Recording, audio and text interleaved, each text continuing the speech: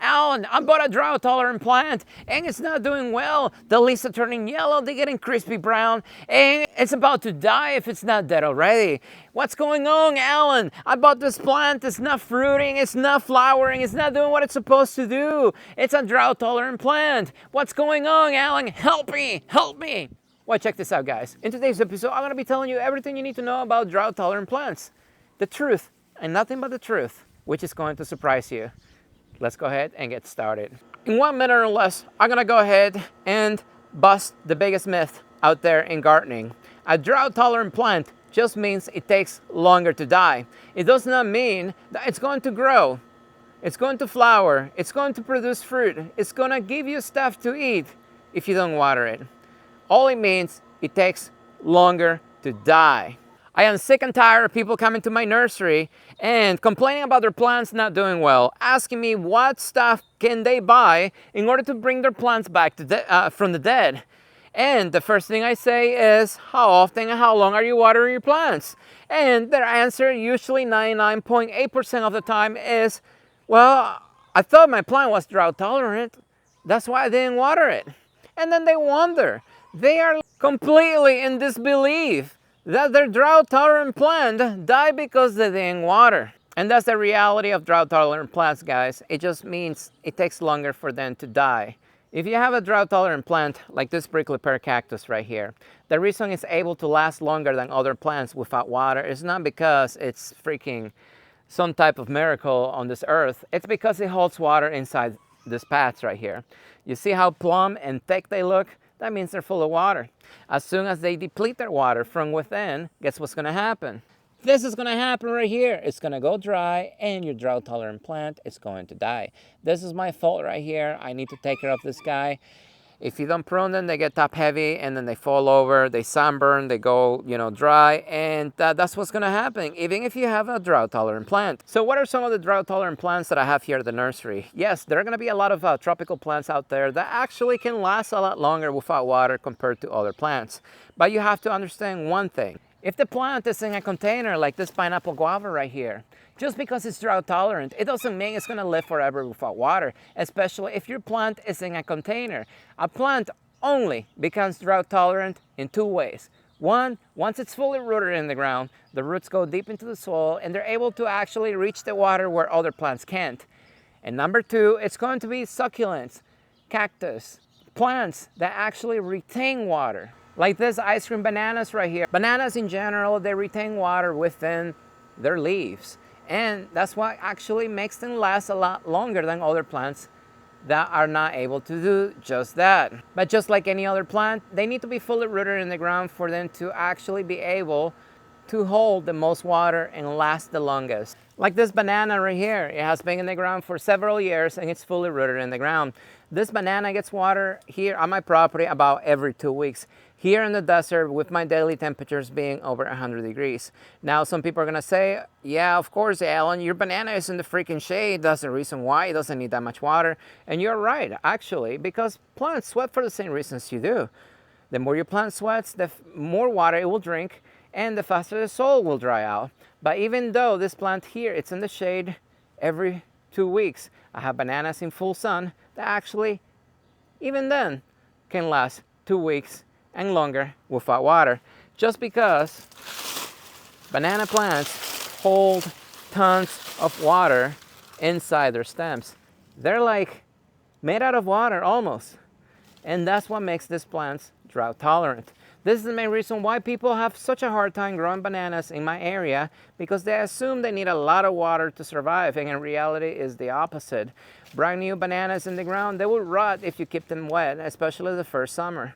Not because they need water, but because they're stressed from the heat, from the sun, and you watering them will make them rot a lot faster. And that's the number one killer of bananas in my area. You see this pineapple guavas right here? This pineapple guavas went dry on me just for one afternoon. I was not here. I didn't realize my flood tray was actually out of water. And in just a few hours, they completely burned up. Are they dead? No, they're not dead, but they sustain damage from being dry. Even though these plants, once fully rooted in the ground, they are actually drought tolerant. But you have to understand one thing. Just because a plant is drought tolerant like this fig right here. This is a honey fig right here. Well, it's one of the most popular figs that I have here at the property, simply because, well, a lot of people walk through this area and they see it and they are amazed by it because they're not used to seeing healthy big figs like this. And the reason why is because most people out there assume figs are drought tolerant, which is true. Once your fig tree is fully rooted in the ground, it allows them to actually last a lot longer without water compared to other plants. But just because this plant right here is drought tolerant, it does not mean it's going to give you fruits. It does not mean it's going to grow and be healthy without water. Drought tolerant just means it takes longer to die without water. It does not mean your plant is going to grow amazingly, it's going to produce fruit, it's going to flower, it's going to look beautiful without water. That's the number one mistake people make when they actually start buying drought tolerant plants, thinking they're doing the right thing and not watering them. Mulberry trees are drought tolerant as well. This is a Shangri-La mulberry right here. It looks beautiful, it looks healthy. Not a single leaf on this tree is actually yellow, which is another video I'm going to be making in the future. But if you want to actually get a head start, check out my video on heat damage, especially during the summer. But anyways, not a single leaf on this tree is actually yellow. It looks healthy, it produced tons of fruits this year, it's growing amazingly, no issues at all. And the reason why is because even though it's drought tolerant, I'm still watering it. It has a taproot system, it goes straight down in the ground. This tree right now gets water right now every 6 days straight. And in those 12 hours, it gets about 26 gallons of water every single hour. It may sound like a lot of water, which technically it is, but you have to understand, I'm in the freaking desert. It's over 100 degrees every single day, and this tree here, it's in full blasting sun all day. Now, the reason why I have to water that long is because my soil here is clay. Clay soil takes a long time to soak the water, so I want to water slowly for a very long time to allow the water to soak deep into the soil where this tree actually needs the water. If you want to learn more about the Shangri-La tree, actually, I have a video on it. I think it was last year. I didn't water it for a month. My entire canopy turned yellow because the tree was trying to save itself, and I thought I was giving it enough water. And yes, the tree is drought tolerant, but when the trees are actually used to getting a certain amount of water to look beautiful, and then the minute they stop getting that water, well, trees are smart. Smarter than most of you. I'm just kidding. But anyways, they will actually shed their canopy to preserve water. And this is a drought tolerant plant. So I got a story to tell you. I think I mentioned this one a few videos ago.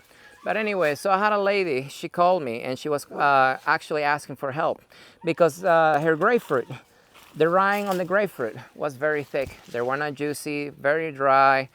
It's just terrible. So the first thing I asked the lady is, how are you watering the tree?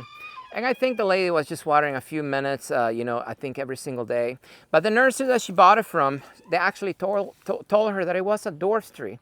Not only was it a dwarf tree, it was also a drought tolerant plant. So it wouldn't need that much water. So I asked her, what type of grapefruit do you have? And she said she had a ruby red grapefruit. Then I asked, how old is it? And she said 15 years. Well, I told her, you know what, come over to the nursery and I'm gonna show you something. This is the same grapefruit that she has. But the difference between hers and mine is her grapefruit, in 15 years, it was probably about this tall right here.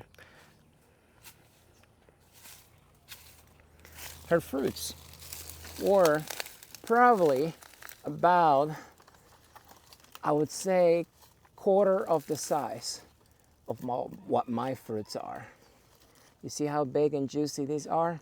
This is a ruby red grapefruit right here. And this tree right here has only been in the ground, I think, for a little over 4 years from a little tree. But the reason my tree looks healthy and beautiful like this, and I get massive fruits like this, even though citrus can go a long time without water, is because I water my freaking trees. This tree right here, I just changed the watering. It's getting watered every 5 days for 12 hours. 4-hour cycles, and each hour it gets about 26 gallons of water. So, deep water will make your trees healthy, even though they are supposed to be drought tolerant. The lady was amazed. Initially, when she called me, she would not believe me. Apparently, I just tell lies, and I get something out of telling people lies. So that's why I told her to come over. And seeing is believing in person. She could not argue with this. And then she realized that her poor tree had been suffering for so many years simply because she was not watering it. She assumed she had a drought-tolerant plant, and she assumed that tree was supposed to grow and give her plenty of amazing fruit with minimal water. Now I'm gonna give you a few recommendations what to do with your drought-tolerant plants. So let's say you went to your favorite nursery and you got yourself a drought-tolerant plant, like this pineapple guavas right here. My first recommendation for you is to water it just like you do any other plant in a container. Follow my 50% rule. As soon as the root ball of this container is dry 50%, that is exactly how often you are going to water this plant. These plants are root bound. These plants are drying out on me right now 4 times a day. My irrigation system is coming on 4 times daily and wetting these root balls, because if they don't get wet, they will die right away in one single afternoon in my area, even though these trees right here are supposedly drought tolerant. This right here is a fully rooted pineapple guava in the ground, and it has been in the ground for several years. It's huge, it's growing, it's beautiful. Now this plant right here has reached its full potential. If I stop watering this plant right here, it will last a lot longer without water compared to other plants. But if I do that, I will lose probably at least 50% of the canopy, and definitely if it flowers and fruits, I'm not gonna get any, because the plant is gonna be focusing on staying alive rather than producing fruit and looking beautiful. Drought tolerant just means it takes longer to die. It does not mean it's gonna look beautiful, it's gonna grow, it's gonna give you fruits and everything else. If you grow in an area with extreme temperatures like mine here in the desert, and you're looking to save water, to minimize your carbon footprint in this world because the government's telling you to do so, and you wanna actually focus on drought-tolerant plants, just keep in mind, you still have to water them. Plants, living beings, will not grow without water. In my opinion, the true drought-tolerant plants in the world are going to be succulents, cacti, plants that actually retain water physically, so that way they can use it at a later time.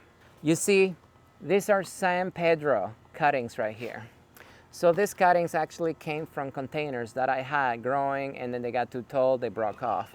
Now you see these cuttings right here? They have been in this container, I'm not gonna lie to you, for at least 6 months. I'm being lazy, I need to take care of it.